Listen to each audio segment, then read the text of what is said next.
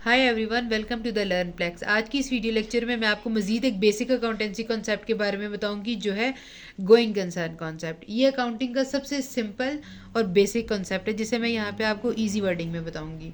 तो आइए देखते हैं कि बिजनेस में गोइंग कंसर्न कॉन्सेप्ट होता क्या है। तो इसके मुताबिक the business has a perpetual succession or continued existence. अब इन दो वर्ड्स को आप समझें, perpetual succession and continued existence. तो इनका मतलब काफ़ी हद तक सेम होता है। इसका मतलब बेसिकली ये है कि जब भी आप अपना कोई बिज़नेस स्टार्ट करते हैं या कोई भी बंदा जब अपना बिज़नेस स्टार्ट करता है तो वही एज्यूम करता है कि उसका बिज़नेस नेवर एंडिंग है।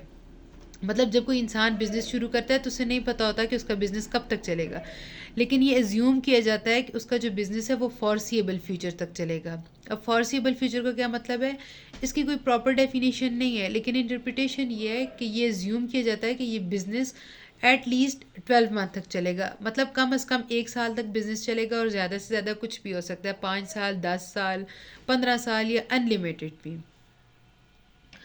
तो अब अगर बात करें सोल ट्रेडर की, तो उसने एक बिज़नेस शुरू किया है तो वो ये चाहेगा कि उसकी जो अगली जनरेशन है वो बिज़नेस को आगे लेके जाए और फिर जो उससे अगली जनरेशन है वो इसे शुरू करे।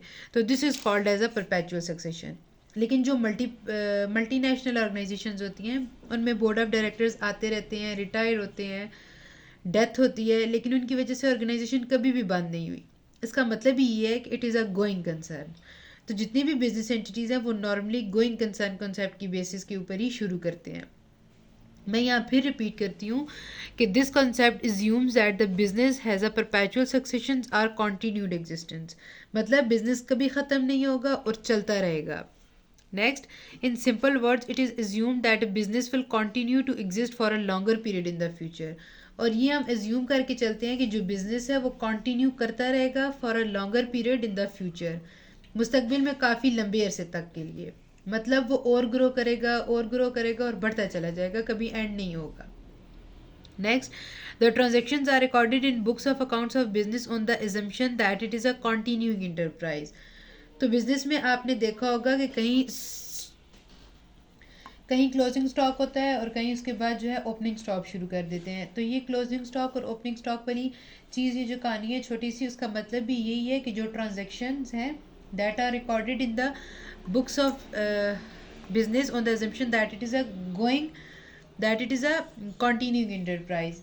मतलब ये एज्यूम करते हैं कि it is a going enterprise and will continue in the longer period of time.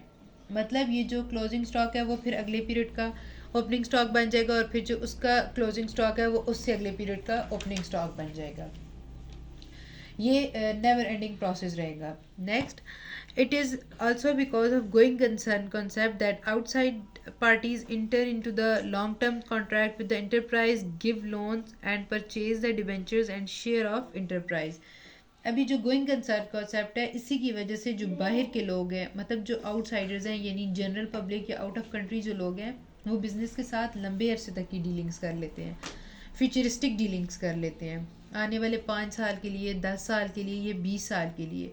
अब जैसे अगर हम बैंक्स की एग्जांपल लें तो बैंक्स जब जनरल पब्लिक को लोन देता है या ऑर्गेनाइजेशंस को लोन देता है तो एक लॉन्ग टर्म के लिए देता है। तो वो ये एज्यूम करता है कि ये जो ऑर्गेनाइजेशन है ये गोइंग कंसर्न है।